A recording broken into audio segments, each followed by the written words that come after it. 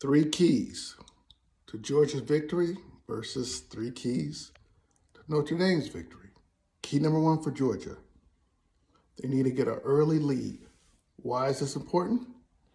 Notre Dame has never trailed in a game this year except for one game. That was against Northern Illinois, and they lost that game.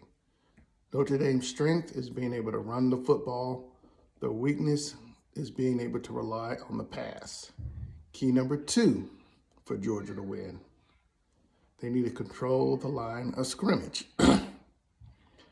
Most importantly, they need to stop the outside run. The inside run, if they keep Notre Dame's runners in between the tackles, they'll most likely have a very hard time moving the ball. However, if Notre Dame is able to gain yards on the outside of the tackles, where their running back is averaging well over 10 to 14 yards per carry, it could be an issue for Georgia. Number three thing that Georgia needs to do to win this game is establish ETN as the star of this game. One of the reasons for that is, one, it's going to control the clock. Two, establish a run sets up the play action pass for your receivers. And three, he is less likely to turn the ball over, which is going to be huge for this game. So for Georgia, number one, get an early lead and force Notre Dame to pass the football, because their quarterback has not thrown for over 250 yards in one game. And Notre Dame has never had to play from behind except for one game, and they lost that game. Number two, control the line of scrimmage. Do not let Notre Dame beat you on the outside. Force them to run the ball inside where your strength is. And number three, set up the run game for Trevor Etienne.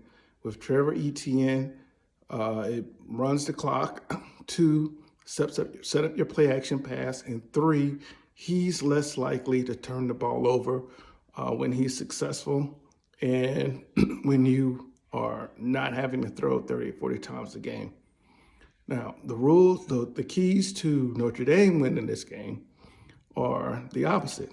Two, Notre Dame will have to control the clock, meaning they need to use their strength, which is their run game, and they need to bleed as much clock as possible. They need Gunnar Stockton to not get comfortable. So if Notre Dame can control the clock and run the ball, they'll be successful. Number two, Notre Dame cannot turn the ball over. If Notre Dame turns the ball over more than 2 times in this game, they most likely will lose. The last time they turned the ball over twice, Northern Illinois, they lost the game. That caused them to have to play from behind. Number three, Notre Dame will have to throw for over 300 yards.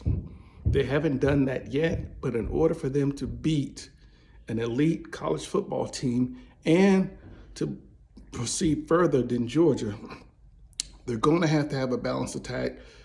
A one-trick pony never wins championships. So they're going to have to they can't be a run-heavy team. They have to have a team that can run the football, a quarterback that's actually a true dual threat, not a runner. A true dual threat means he's able to run the ball, but he also can pass for over 300 yards if you need him to, like a Jalen Milroe, like the issue that Georgia Tech gave Georgia. He threw for over 300 yards. Milroe threw for over 300 yards, and they ran for over 100. That's a true dual threat.